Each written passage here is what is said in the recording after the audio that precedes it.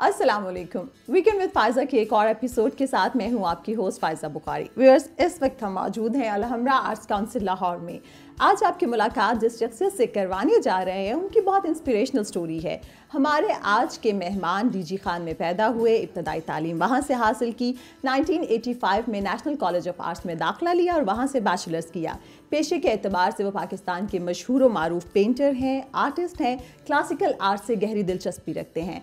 बहुत मेहनती इंसान है, अपनी मेहनत की वजह से इस मकाम पे पहुँचे हैं। अगर हम उनके काम की बात करें तो पाकिस्तान के अलावा दुनिया के मुख्तलिफ ममालिक में अपने काम के हवाले से वो एग्जीबिशंस कर चुके हैं, जिनमें यूके है, दुबई है, जॉर्डन है, कोरिया है और इंडिया शामिल है।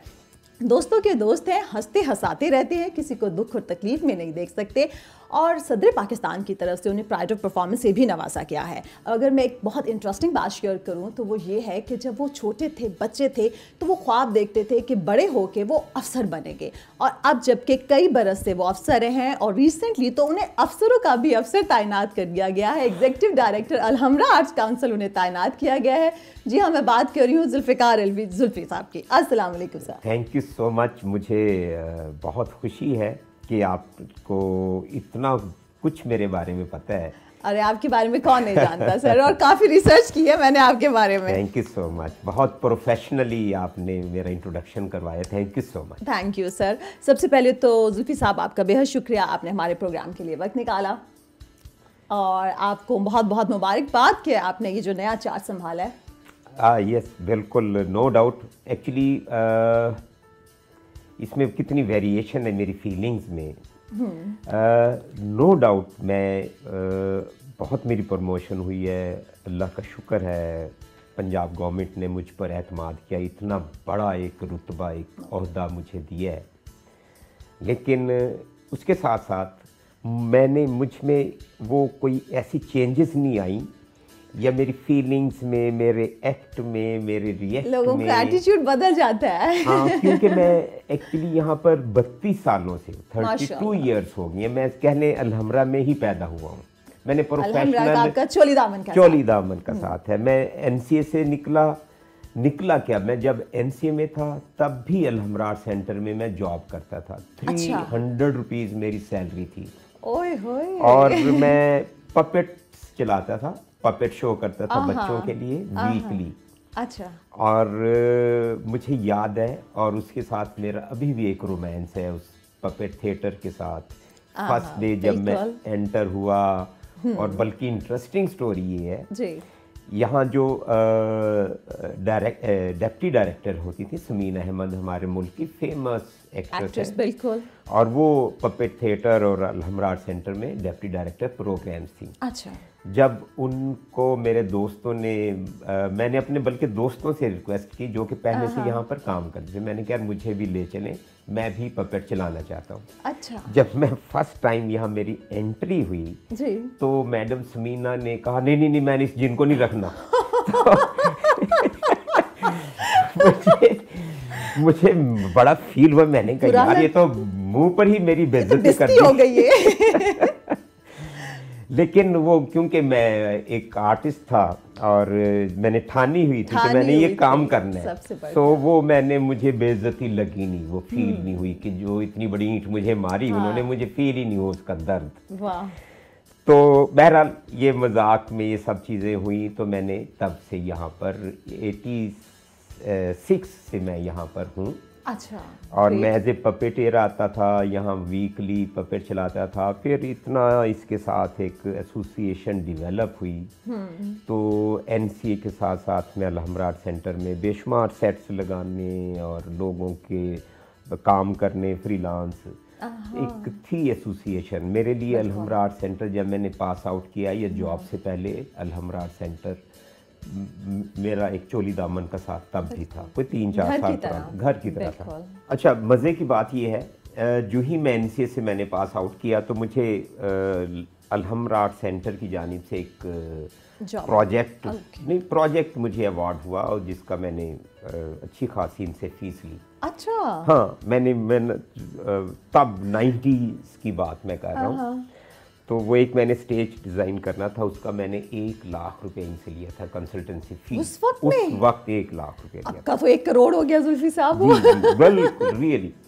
तो इन्होंने देखा कि यार ये हम इतना पे हमें करना पड़ गया, तो क्यों ना इसको हम जॉब पर रखें। इसको हायर ही कर ले तो हायर अच्छा है कर कि बंदा बहुत एक्सपेंसिव है। तो ये मेरे पीछे पीछे थे और मैंने कहा मैं जॉब नहीं करनी, मैं तो फ्रीलांसर हूँ और मैं अच्छा। आर्टिस्ट हूँ, मैं जॉब वाला एटीट्यूड ही नहीं है मेरा। हाँ, और अभी तक नहीं भी कर- ऐसे ही हूँ मैं। बहरहाल वो मैं किसी दोस्तों के मशवरे की वजह से, और दोस्तों ने कन्विंस किया, एक मेरे बहुत मोहसिन थे जो कि कमिश्नर लाहौर होते थे उन दिनों, चेयरमैन थे लाहौर आर्ट अच्छा। काउंसिल के, शाहिद रफ़ी साहब। अच्छा, उन्होंने मुझे घर बुलाकर लंच पर कहा समझाया। कि यार बेटा जॉब तो मिलती नहीं है, इतनी अच्छी लोग तो ऑफर। पीछे फिरते हैं, और बिल्कुल। अलहम्रा आर्ट सेंटर पाकिस्तान का इतना बड़ा एक आर्ट सेंटर, आपको 17 ग्रेड की जॉब डायरेक्ट प्लेट में रख वाह, कर मिल वाह, रही है, और वाह। आप क्यों नहीं लेना चाहती हो। हाँ, मैंने उनको बताया, मैंने कहा सर मेरे ये इश्यूज हैं, मैं पेंटर हूँ, मैं तो फ्रीलांस हूँ और खुश हूँ। फिर उन्होंने मुझे ये एक फ्रीडम दी कि आप ऑफिस ना आया करें, अच्छा, जब जबरदस्त। भी आप हमें काम होगा हम आपको बुला लिया करेंगे, डेली आने की ज़रूरत नहीं है। ऐसी नौकरी मैंने पाकिस्तान में किसी और को करते हुए नहीं देखा। Believe me. और मैंने इस शर्त पर फिर वो नौकरी एक्सेप्ट की। अरे वाह। और उसके बाद फिर अलहम्रा आर्ट सेंटर और मैं अलग ही नहीं हो सके। 32 बरस गुजर गए। अच्छा जुल्फी साहब, अलहम्रा की बातें तो बीच में आ गई और भी अभी आएंगी। मैं थोड़ा सा आपके बचपन के बारे में भी जानना चाह रही हूँ। जैसा कि मैंने आगाज़ में कहा कि बड़ी इंस्पिरेशनल स्टोरी है आपकी, बहुत मेहनत से आप आज इस मकाम पे पहुँचे हैं। 8 भाई बहन थे, डीजी खान में आप पैदा हुए, तो वालदैन में से किसकी प्यार तवज्जो ज़्यादा आपको मिली, अम्मा की या अब्बा की? बचपन कैसा गुजरा आपका? बड़ी इमोशनल सी आपने बात कर दी। हमेशा जब भी मैं ये सोचता हूँ, वो लाइफ का इतना ब्लैक एंड वाइट कंट्रास्ट है, तो फिर से वो मैं जुल्फी और हम नो डाउट एक बहुत ही एक कह लें बेसिक्स एक फैमिली, गरीब फैमिली, उसका मैं एक बेटा था 8 बहन भाइयों में से अपने वालिद साहब का। मेरे दादाजी जिंदा थे, मेरे बाकी भी पेरेंट्स बुजुर्ग जिंदा थे। वो बहुत आई थिंक हर गरीब फैमिली में ऐसे ही होता है, उनका मेन इशू तो खाना पीना रहना, बिल, बेसिक नेसेसिटीज, दूध, ये किधर प्यार और क्या कौन करता है, इतना कंसंट्रेटेड कोई प्यार किसी को भी नहीं मिलता उस टाइम में, उस फैमिली में जी। लेकिन फिर भी किसी बच्चे के एटीट्यूड की वजह से कुछ बच्चा खुद ले लेते हैं। बिल्कुल। वो मैं भी उनमें से एक बंदा हूँ। अच्छा। तो अपनी फैमिली में, अपने भाइयों में शायद मैं इसीलिए ऊपर इस मकाम तक आया हूँ, मैं बहुत अलग से सोचता था। मैं अलग से एक्ट रिएक्ट करता था चीज़ों पर, और आर्टिस्टिकली तो नहीं मैं कहूँगा, लेकिन होता ज़रूर था कि मैं अलग कुछ देखूं, अलग दिखूं। अच्छा, अलग कुछ करूं। ये बचपन से शौक? हाँ, बचपन से शौक था। और क्योंकि छोटा सा शहर था, कोई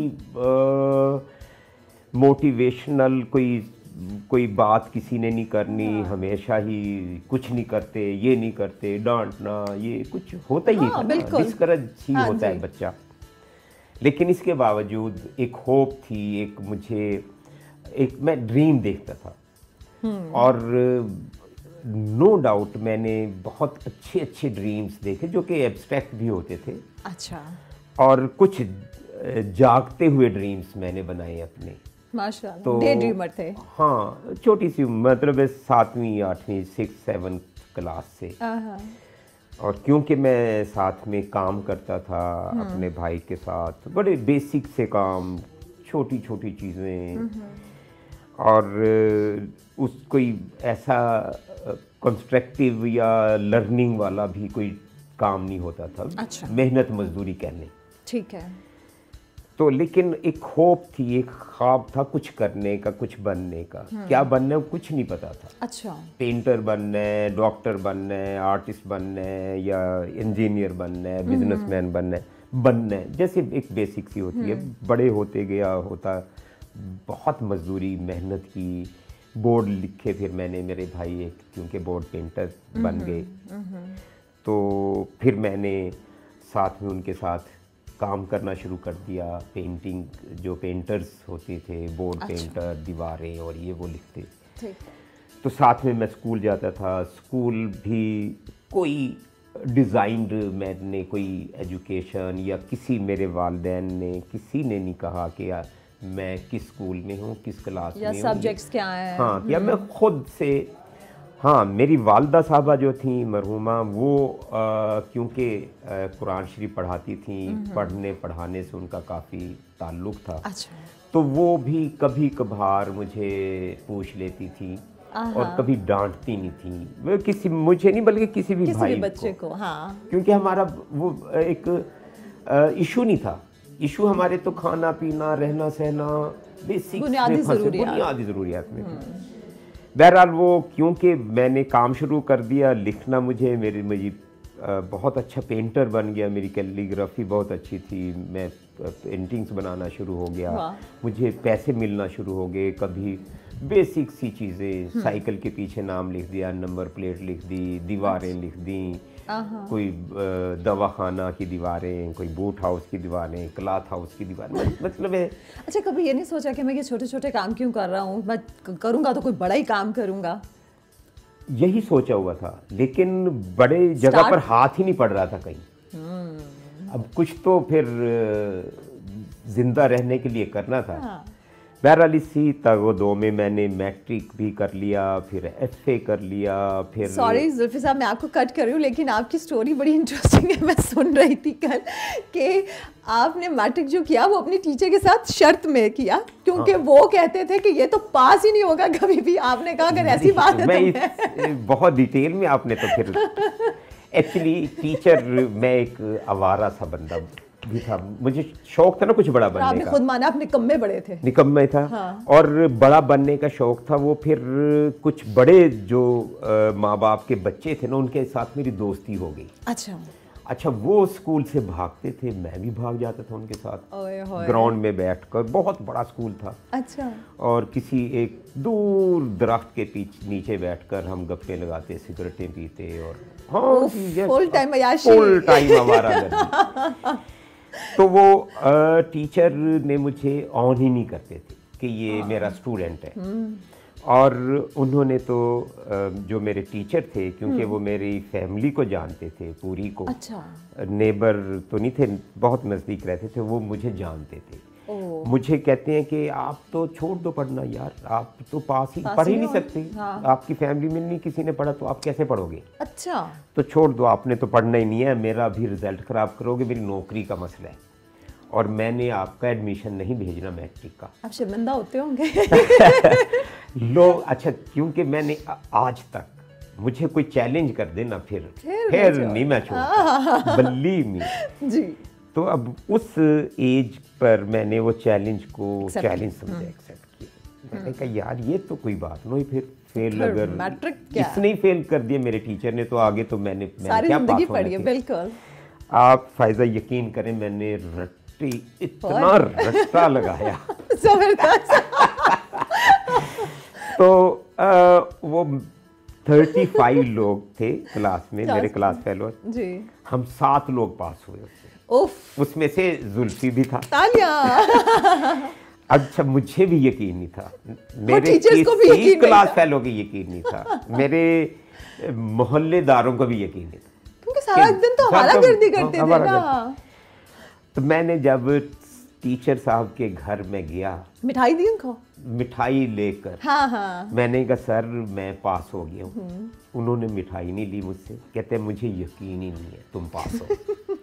वो जब रिजल्ट आएगा ना, रिजल्ट कार्ड आएगा, फिर मैं यकीन करूंगा। ये गजट का क्या है यार, ये तो गलत प्रिंट हो सकता है। मतलब इतना यकीन था उनको कि ये पास ही नहीं हो सकता, लेकिन आपने गलत साबित किया उनको। गलत साबित किया। फिर ऐसे जिंदगी में इवेंट्स बेशुमार ऐसे छोटे छोटे हुए, बेशुमार दफ़ा, बल्कि मुझे तो याद है, इससे भी पीछे अगर जाऊँ मैं तो मुझे तो दूसरी या तीसरी क्लास में मुझे फीस ना होने की वजह से बल्कि बड़े मज़े का इवेंट था ये। कितना छोटा सा बच्चा था मैं, बैक बेंचर था, पीछे टाटों वाला स्कूल था, पीछे बैठा था मैं, तो मुझे कभी मेरा नाम नहीं मैंने सुना था, हाज़िरी के टाइम लिया जाता था मेरा नाम मैंने। तो स्पेशली मुझे मेरे टीचर ने कहा जी जुल्फ़कार अली वल्द अब्दुल गफ़ार खड़ा हो जाए। मैंने कहा वाह ज़बरदस्त, आज तो मेरा ऑनर की बात है। दूसरा उनका जुमला था कि बस्ता उठाओ और निकल जाओ। ओहो, क्यों? मैं बिल्कुल हैरान, मैंने कहा ये क्या हुआ एकदम। तो साथ ही उन्होंने कहा जी तुम्हारी फीस नहीं है 3 महीने से आई हुई, और हर महीने तेरे वाले साहब वादा करके जाते हैं। चलें इस बात को छोड़ें, फिर माशाल्लाह देखें ना, आज वो टीचर्स भी देखे और बाकी सब भी देखे कहाँ पे किस मकाम पे पहुंचे। अच्छा जुल्फी साहब, 1987 में आपकी पहली पेंटिंग 8,000 में फरोख्त हुई और अब माशाल्लाह लाखों में फरोख्त होती है। उतनी ही खुशी होती है जो पहली पेंटिंग की दफ़ा हुई थी? नहीं यार, अब नहीं होती इतनी खुशी, क्योंकि वो जो 8,000 थे ना पहले, वो तो लगा था कि मैंने कोई एक बहुत बड़ी अचीवमेंट। अच्छा 8,000 की नहीं बात ये है, वो मुझे याद है एक बहुत बड़ी एग्जीबिशन थी, नेशनल एग्जीबिशन थी। अच्छा। पंजाब आर्टिस्ट एसोसिएशन उसको ऑर्गेनाइज करती है, अभी भी करती है वो। उसमें एनामोल अहमद, उसमें सईद अख्तर साहब, उसमें खालिद इकबाल साहब और नामवर लोगों का काम भी था, सबका उन्हीं का काम था। मैं तो एक जूनियर आदमी था, लड़का था। मेरी पेंटिंग उस दिन ओपनिंग वाले दिन 2-3 पेंटिंग्स बिकी, तो मेरी भी उसमें शामिल थी। और मेरे लिए तो वो फर्स्ट पेंटिंग बिकी थी मेरी। बिल्कुल। और इतने बड़े-बड़े नामों में, इतने बड़े-बड़े नाम, और प्राइस मैंने अच्छी लगाई हुई थी 8,000 रुपीज़। ये उस वक्त बहुत होते थे, बहुत ज़्यादा है बिल्कुल, अगर हम कंपैरिजन करें तो मैं बहुत खुशी से मैं आया, तो नीचे स्टेप्स पर एनामोल अहमद साहब बैठेंगे, वो स्टिक लेकर चलती थी। अच्छा। तो मैंने बड़ा प्राउडली खुशी से कहा, मैंने कहा मैडम मेरी पेंटिंग बिकी है। फर्स्ट पेंटिंग डिस्प्ले में लगी और बिक गई 8,000 की। अच्छा वो बहुत, आपको अगर शायद पता है या नहीं, वो बहुत सख्त मिजाज खातून थी। अच्छा। हाँ बहुत। उन्होंने स्टिक उठाई और मुझे मारनू और साथ में कहा लोग पागल हो गए हैं, बच्चों की पेंटिंग्स खरीद लेती हैं, मेरी पेंटिंग हमारी लोगों की, सीनियर्स की नहीं खरीदते, जूनियर्स की खरीद लेती है। तो मीन के ये देखो ना, ये भी कैसा रिएक्शन आया कि सीनियर्स को, एक हिस्टोरिकल एक कमेंट है ये मेरे लिए। बिल्कुल, हाँ, मेरे लिए एक बहुत बड़ी मास्टर पेंटर है हमारी पाकिस्तान की। तो उनके साथ मेरा इंटरेक्शन इस तरह फर्स्ट ये रिएक्शन उनका जो हुआ नहीं माशाल्लाह। लेकिन बड़ों की तरफ से, सीनियर्स की तरफ से इनकरेजमेंट मिली हमेशा? हमेशा।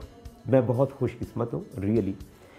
मैं यारों का यार हूँ और मेरी दोस्ती हमेशा ही सीनियर से रही है।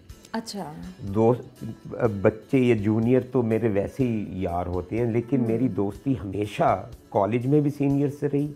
अभी भी मेरे मोस्टली दोस्त जो है ना मुझसे सीनियर हैं अपने फील्ड में, कुछ रिटायर्ड लोग हैं। अच्छा। कुछ मुझसे सीनियर हैं, बल्कि मैं अब तो मैं भी 1.5 के बाद रिटायर हो जाऊंगा। आप तो माशाल्लाह अभी भी बहुत यंग हैं। और मुझे बहुत अच्छा लगता है, मैंने बहुत सीखा है अपने सीनियर से। मैं बल्कि लोगों को ये कहता हूँ कि यार जैसे मैंने अपनी पूरी स्टोरी सुनाई है, तो मैंने मेरी लाइफ में बुक तो आई नहीं कहीं ना।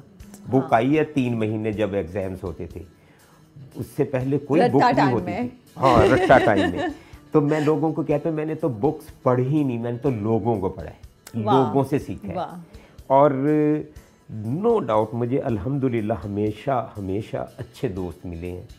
और मैंने जब भी कोई मिला है ना दोस्त, मैंने फिर उसको आज तक छोड़ा नहीं है, हमेशा साथ रखा है। और यहाँ पे हमने अपने व्यूअर्स को साथ रखना है। यहाँ पे वक्त है जी ब्रेक का। ब्रेक से वापस आएंगे जुल्फी साहब से आर्ट कल्चर और हमरा पे और भी बहुत कुछ बातें करेंगे।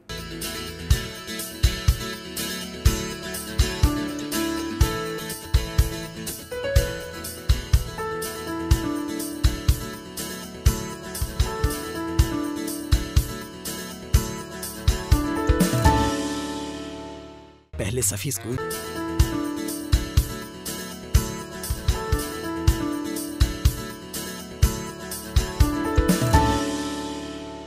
Welcome back. आप देख रहे हैं वीकेंड विद फायजा बुखारी और हमारे आज के मेहमान हैं जुल्फ़िकार जुल्फ़ी साहब। जुल्फ़िकार जुल्फ़ी साहब से हमने उनकी जो बचपन से अब तक की कहानी जानी है ना, वो मैंने इसीलिए नहीं कहा था कि बहुत इंस्पिरेशनल है, सबके लिए एक सबक भी है। अच्छा जुल्फ़ी साहब, आर्ट के हवाले से क्योंकि ब्रेक पे जाने से पहले हम बात कर रहे थे, अब ये बताएं कि आर्ट के जो कदरदान है वो पाकिस्तान में ज़्यादा है या बाहर ज़्यादा है?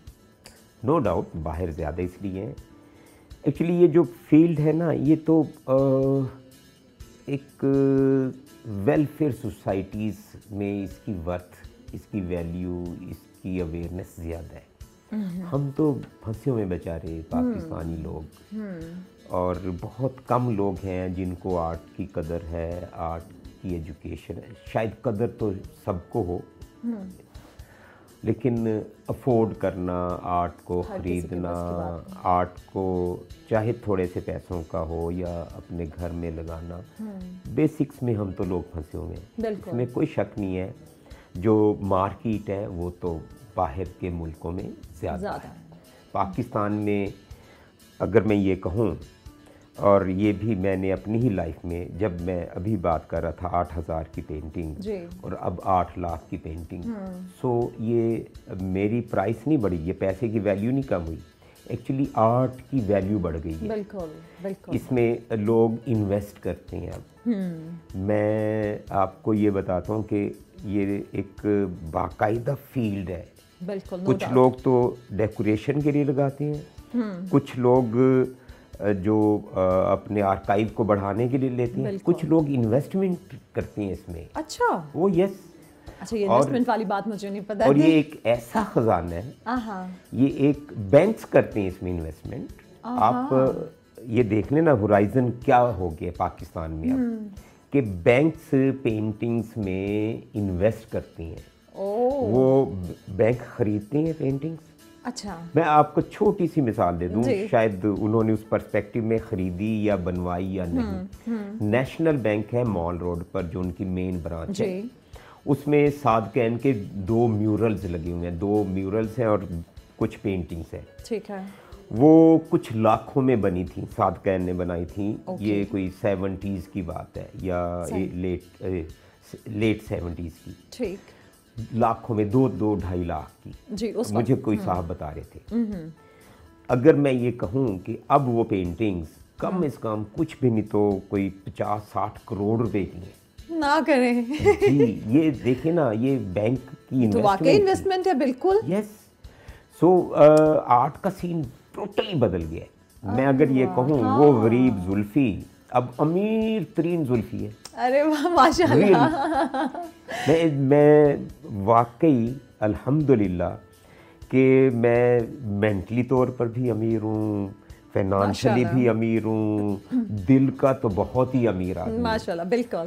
तो आर्ट ने लोगों को बहुत अवेयरनेस दी है, बहुत आर्ट ने लोगों को, वो जो पहले होता था ना कि ये आर्टिस्ट है, बाल बड़े होंगे, मट्टी होगी, जेबें फटी होंगी, ये नो नो नो नो बदल अब तो गया। आर्टिस्ट बस जी एक स्टेटस सिंबल बन सीन गया। बदल गया। स्पेशली 2 मैं ये कहूँगा, एक पेंटिंग्स में और एक सिंगिंग में।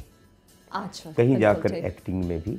लेकिन हमारे पोइट्स का बुरा हाल है, बहुत अफसोस होता है। बल्कि सबसे कम जो मुआवजा है अगर फ़नून लतीफ़ा में है, मुझे जो सबसे बड़ा आर्टिस्ट लगता है फील्ड में, फ़नून लतीफ़ा में, वो पोइट मुझे लगता है, क्योंकि वो एक मिसरे में पूरी कायनात को समो देता है। बिल्कुल। पेंटर तो स्टोरीज बनाता है, विजुअल्स बनाता है, बड़ी म्यूरल बनाएगा, वो तो एक लाइन में सारी बात कहता है, पूरी कहानी सुना जाता है और उसको कोई फ़ी नहीं मिलती। वही हज़ारों, 2, 5, 10, 20 हज़ार। इक्का दुक्का जो हमारे शायर हैं, जो अच्छे रिनाउंड है, जो मतलब फाइनेंशियली भी स्टेबल है, वरना नहीं। मुझे बड़ा अफसोस है, बहुत अफसोस होता है। और मैं रियली मेरी कोशिश होगी, मेरी विश है कि मैं शायद उनके लिए कुछ करूं, इंशाल्लाह कर जाऊं, क्योंकि सिंगर तो फिर भी उसकी प्रपोर्शन कहीं ना कहीं से पूरा हो जाता है, और इसी तरह एक्टर भी कहीं इधर उधर टीवी पर अच्छी फीसेस हैं और ये वो सारा कुछ, लेकिन हमारे पोइट्स का हाल बुरा है।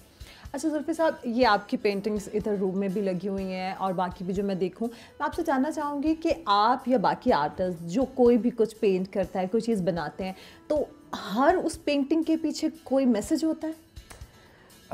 मैं आपको बताता हूँ, मेरा जो काम है इसमें मैसेज कम है। इसमें नेचर को, उसकी खूबसूरती, उसका टाइम, उसका मौसम, उसकी कह लें फील, हाँ उसकी जी। फ्रेशनेस, ये एक डायरेक्ट एक मैसेज कन्वे करती है। ये मैसेज है इसका, नेचर की खूबसूरती को फील करना। वो जो मीनिंग वाली पेंटिंग्स होती हैं वो सब्जेक्टिव पेंटिंग्स होती हैं। वो सब्जेक्ट कुछ लोगों का है और कम लोगों का मैंने देखा है जो सब्जेक्टिव पेंटिंग्स करते हैं। अच्छा, वो क्योंकि बहुत पर्सनल पेंटिंग होती है, जो फील करता है, जिस तरह कंसीव करता है, जिस तरह के ऑब्जेक्ट्स, शेप्स, उसका पर्सनल होता है पेंटर का। ठीक। तो वो हो सकता है दूसरा उस तरह कंसीव ही ना करता कर सके। बिल्कुल। तो मेरा जो सब्जेक्ट है ये बड़ा अवामी सा है। हाँ। बहुत ही सिंपल, स्ट्रेट फॉरवर्ड, हर बंदे के आराम से समझ आ जाने आ वाला, जाता बिल्कुल आसान फहम। ये है। बिल्कुल। अच्छा जुल्फी साहब, मॉडर्न आर्ट की तरफ क्यों नहीं गए, क्लासिकल आर्ट की तरफ ही क्यों रहे? हाँ, ये गुड क्वेश्चन। एक्चुअली ये है कि फिर वही मेरा ताल्लुक, मेरी बैकग्राउंड, मेरा बचपन, मेरी चीज़ें, नो डाउट मॉडर्न होने के लिए ज़रूरी नहीं है आप बड़े शहर में पैदा हों। हाँ बिल्कुल। पुराने से गांव के लोगों ने बहुत मॉडर्न पेंटिंग की है, लेकिन मेरा एक जो रोमांस है अपनी धरती के साथ, अपनी ज़मीन, अपने फ्लावर्स, अपने फोलिएज, अपने ट्रीज, अपने खेत, उसके रंग, उसका मौसम, उसकी हवा, उसकी खुशबू, उसकी बदबू, उसकी धुंध, बिल्कुल। वो यार ये इतनी मज़े की चीज़ का सब्जेक्ट है, मैं इसी को नहीं फुलफिल कर पा रहा रियली। ओ यस, आप सोचें कि मैं हर नई पेंटिंग, जब भी मैं नई पेंटिंग शुरू करता हूँ, बिलीव करें मैं उसमें लर्न कर रहा होता हूँ। जबकि मैंने सैकड़ों, हजारों तो पता नहीं लोग, मैं सैकड़ों ज़रूर पेंटिंग्स की हैं, मतलब 1000 2000 तो डेफिनेटली की है मैंने। बिल्कुल। लेकिन हर नई पेंटिंग के साथ मुझे लगता है कि मैं नया कुछ करने लगा। ये एक अर्जी नहीं पूरी होती। कितनी देर वैसे अपने आप को डेली इस काम को टाइम देते हैं? पेंटिंग से मेरा इश्क है, ये मेरी माशूक है। अरे वाह। रियली, कि मैं इसको जब तक टच ना कर लूँ, चाहे इसके ब्रश, इसका ईजल, इसका कैनवास, इसको ट्रीट कर लूँ, इसके स्केच ना कर लूँ डेली, जबरदस्त, चाहे 5 मिनट, चाहे 5 घंटे। अच्छा, डेली मैं काम करता हूँ, डेली। अच्छा, ये डेली काम करते हैं तो फैमिली को कब टाइम देते हैं? मज़े का ये है कि बल्कि मेरी जो वाइफ है वो भी पेंटर है। अच्छा। ओ यस, वो भी बहुत टैलेंटेड हैं और फैशन डिज़ाइनर हैं और उनका अपना एक ब्रांड है जी। और हम तो मेरे 2 बेटे हैं और तीसरा बेटा हमारा पेंटिंग है। अच्छा। उनका हम दोनों उसके साथ खेलते हैं सारा। जब हम इकट्ठे होते हैं, आप बिलीव करें, हम दोनों ईजल, अपने अपनी ईजल पर काम कर रहे होते हैं, म्यूजिक लगाया होता है। अरे वाह। गिले शिकवे भी देर अच्छा, हो रहे होते हैं। ये क्यों हुआ, वो नहीं हुआ, लेकिन काम किए जाना। आपने एक इंटरव्यू में कहा कि एक कामयाब मर्द के पीछे एक औरत का हाथ होता है और आपने उसका क्रेडिट अपनी वाइफ को दिया। बिल्कुल, इसमें कोई शक नहीं है। अगर मैं आज मैं बहुत फराख दिल हूँ क्रेडिट देने में। मैं रियली, मैंने आती आपको जैसे कहा था, आपने बहुत प्रोफेशनल तरीके से सारा ये किया है।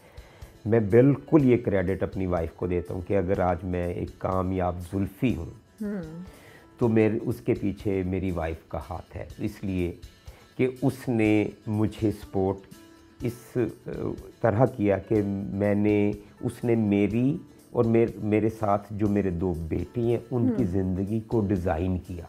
वाह। उसने उस पर टाइम लगाया। बिल्कुल। और बहुत टाइम दिया।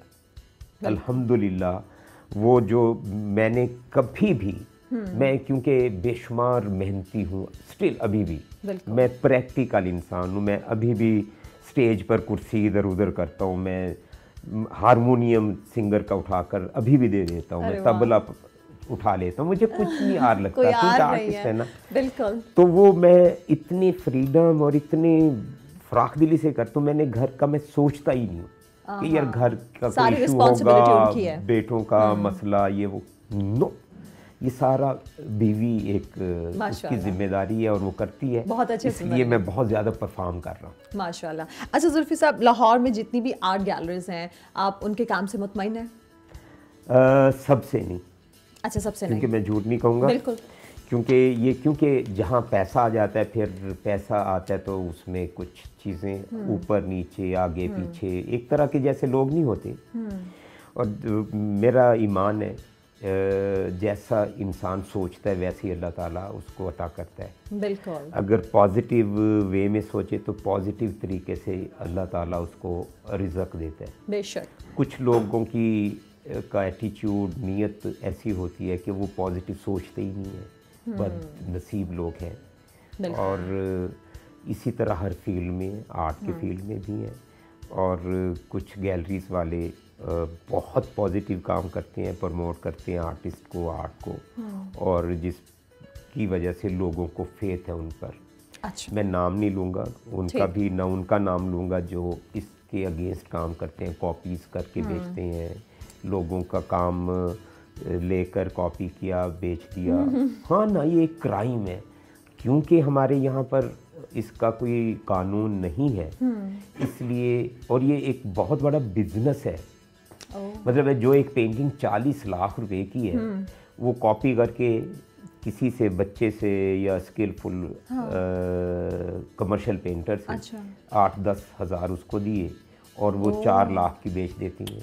तो ये एक क्राइम इसलिए है कि उसको भी कहा कि जो ओरिजिनल है ये, और अगर आपने अगर कॉपी करके भी बेच रही है तो उसको बेचारे को 8,000 दिया है, उसको भी कुछ हकदार का हक मारा गया। तो ये एक अजीब सा एक है।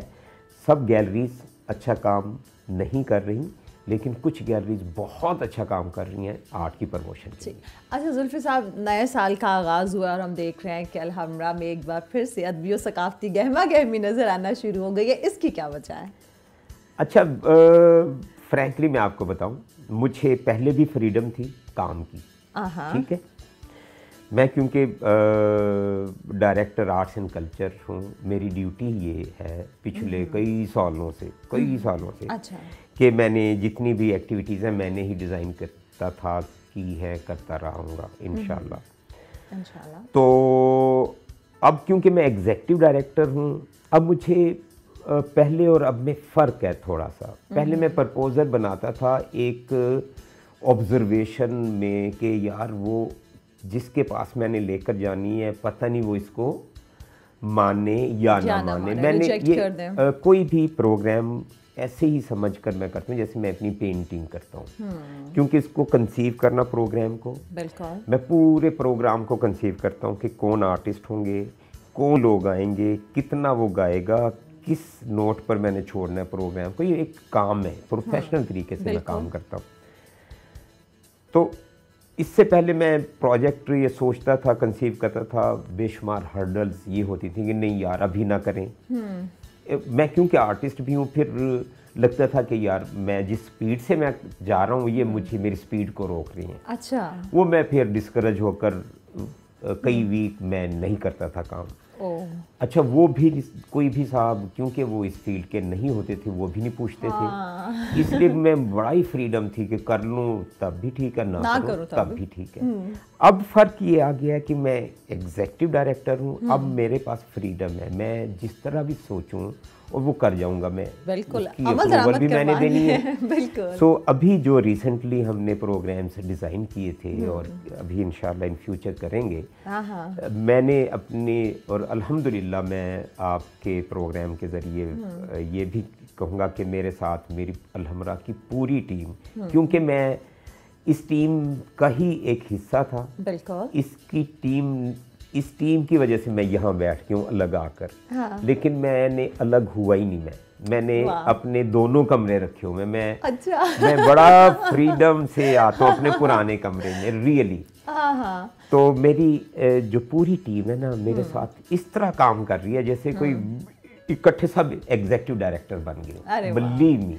अच्छा जुल्फी साहब, जैसा आपने कहा कि आप इस टीम का तो हिस्सा हैं और इससे पहले कभी इस सीट पे एग्जीक्यूटिव डायरेक्टर की पोस्ट पे हमेशा ब्यूरोक्रेट्स में से कोई ना कोई आता था, उन्हीं को तैनात किया जाता था। आपको यहाँ पे तैनात करना ये एक मौजज़ा है, ये मौजज़ा हुआ कैसे? एक आर्टिस्ट बंदे को यहाँ पे बिठा देना। ये भी अल्लाह की तरफ से मुझे एक गिफ्ट मिला है और मैं हमेशा फिर शुक्र करता हूँ अल्लाह ताला का, मुझसे अल्लाह ताला ने बहुत सी चीज़ें नई करवाई हैं। ये भी मुझे गिफ्ट इसलिए, मुझे जो मैंने मेहनत की लाइफ में, सब लोग करते हैं, अल्लाह मियां सब कोई नाम मिले जितना मुझे मिला है। तो ये first time Alhamra art centre की हिस्ट्री में किसी आर्टिस्ट को एग्जीक्यूटिव पोस्ट पर पोस्ट किया गया। बिल्कुल। वरना यहाँ पर नो डाउट ब्यूरोक्रेट्स आती हैं और ब्यूरोक्रेट्स का एक अपना तरीका है काम करने का, वो मैकेनिकल तरीके से करते हैं। उनको पता है कि ये करेंगे, ये टेस्टर लगाएंगे, ये चीज़ें हो जाएंगी, वो उनको पता होता है। हर बंदे से वो काम ले लेते हैं, नो डाउट, इसमें कोई शक नहीं है। लेकिन क्योंकि ये एक टोटली डिफरेंट फील्ड है, ये बिल्कुल क्रिएटिव काम है, ये बिल्कुल, इसके लिए और स्पेस चाहिए, और तरह का कैनवस चाहिए, और तरह की इन्वायरमेंट चाहिए। बिल्कुल, वो ब्यूरोक्रेसी नहीं चाहिए, ये होती है वही बंदा चाहिए जो इनका अंदर से निकल के आए। इसीलिए बेशुमार लोग बहुत अच्छे ब्यूरोक्रेट आए, आप सोच नहीं सकती। अच्छा, इतने क्रिएटिव होते थे रियली। मैं तो खालिद इखलाक गिलानी साहब थे भाई, कमाल क्रिएटिव इंसान थे। अच्छा, मैं तो जेलस होता था कि यार आर्टिस्ट मैं हूँ, आइडिया देखें, क्रिएटिविटी उनके अंदर है इतनी। ये नहीं है क्योंकि बल्कि वो तो खेलती हैं चीज़ों के साथ। बिल्कुल, उनका जो कॉन्फिडेंस है ना, वो वही तो उनसे काम करवाता है ब्यूरोक्रेसी से। वाह, हम तो आर्टिस्ट, मैं तो शायद आर्ट के फील्ड में बोल्ड होऊंगा, वो तो हर फील्ड में बोल्ड होती हैं। ये बात भी है। हाँ ना, ये बिल्कुल ठीक। वो हर खड़ी हुई बस को चला देते हैं, नाकारा बस को चला देते हैं। अच्छा जुल्फी साहब, अगर हम कासमी साहब की बात करें, जब वो चेयरमैन अलहमरा थे तो उनका जो ज़माना था अदब और फ़न के हवाले से बहुत ज़रखेज़ था और कासमी साहब ने बहुत इंटरनेशनल कॉन्फ्रेंसेस भी करवाई। तो आप क्या दोबारा उस चीज़ को रिवाइव करने का इरादा रखते हैं? नहीं, कासमी साहब देखें, फिर वही बात आ गई। कासमी साहब भी एक हमारे ऐसे फील्ड में मास्टर एक इंसान है। No doubt. वो जो मज़ा लिखते हैं, जो वो अपना कॉलम लिखते हैं, वो उसकी अपनी एक वैल्यू है, उसकी अपनी एक एस्थेटिक्स है। और नो डाउट जब वो चेयरमैन थे, बहुत यहाँ पर अदबी कॉन्फ्रेंसेस हुई, 4 या 3-4 के करीब, और वो सारी उसका मेन मैं ही होता था, पर उसका ऑर्गेनाइज़र जी। और नो डाउट इंशाअल्लाह ताला ये अभी जो मैं फ्यूचर की बात कर रहा हूँ, इसमें बेशुमार ऐसे प्रोजेक्ट्स हैं हमारे जो कि इंटरनेशनल लेवल के होंगे। और क्योंकि मुझे काम भी करना आता है, मेरे पास अब अथॉरिटी भी है, मुझे पंजाब गवर्नमेंट ने एक बाकायदा एक बहुत सपोर्टिंग वो सारा कुछ दिया, सिस्टम दिया है। और मैं इंशाल्लाह पंजाब गवर्नमेंट की जो मुझ पर जो एतमाद किया गया है, उसको किसी तरह भी ठेस नहीं पहुँचे इंशाल्लाह। अच्छा जुल्फी साहब, आखिर में हमारा एक सेगमेंट होता है, मैं आपके सामने 5 लोगों के नाम लूँगी, आपने उन 5 की एक एक खूबी और एक एक खामी बतानी है। ये मुश्किल है, करना तो पड़ेगा। खेलते हैं रंगों से, तो आप खेलते हैं, नामों से खेलेंगे, दोस्त हैं सब। बिल्कुल।